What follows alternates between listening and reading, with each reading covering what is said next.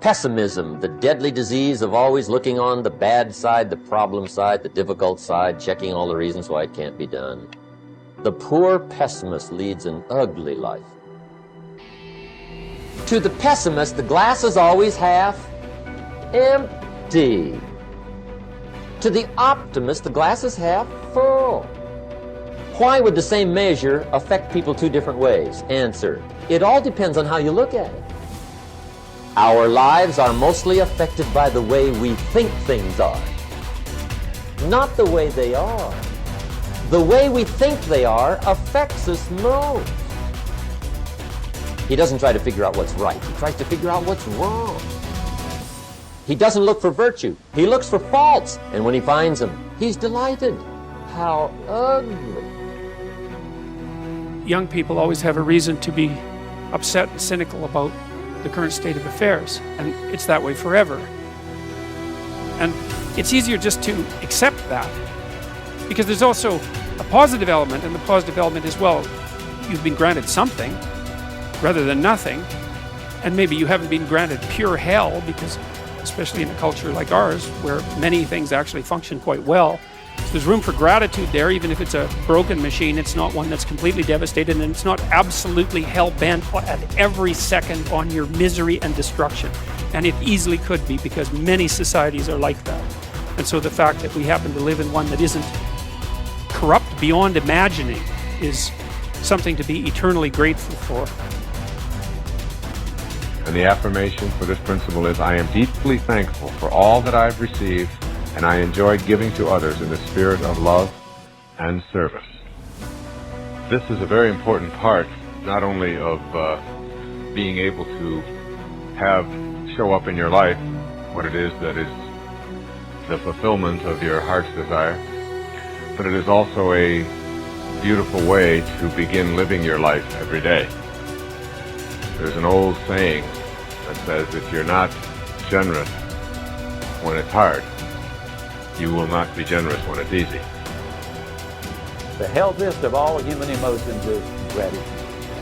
I said, you go down that list. I like my job. I love my job, rather. That is a way of gratitude. You'll sleep better the first night. Tomorrow morning, when you get up, get back in front of the mirror just before you go to work.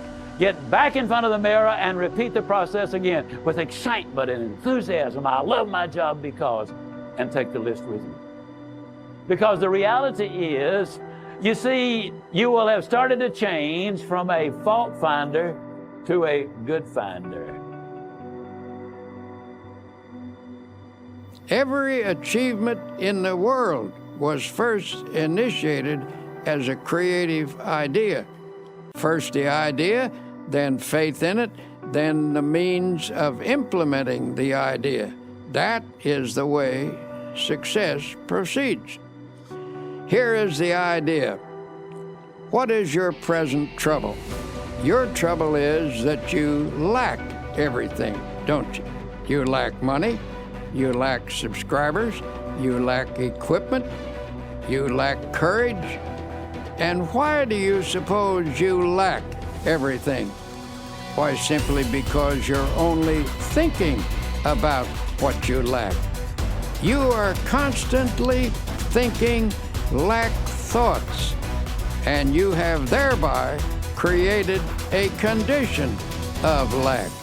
If you constantly think about what you don't have, you keep creating the conditions that keep you in this state.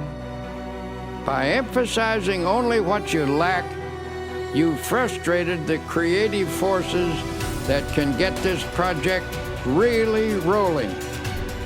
From the standpoint of doing a lot, you've been working very hard. But you fail to do the one all-important thing that will lend power to all your other efforts. You have not employed positive thinking.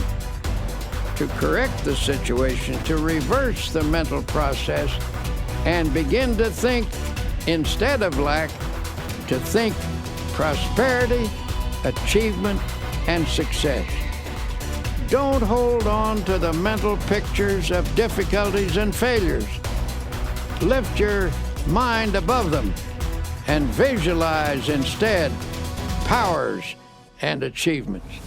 When you elevate your thoughts into the realm of attainment, you look down on your problems rather than up at them, and thus you get a more encouraging viewpoint. Always come up over your problems mentally. Never approach a problem from below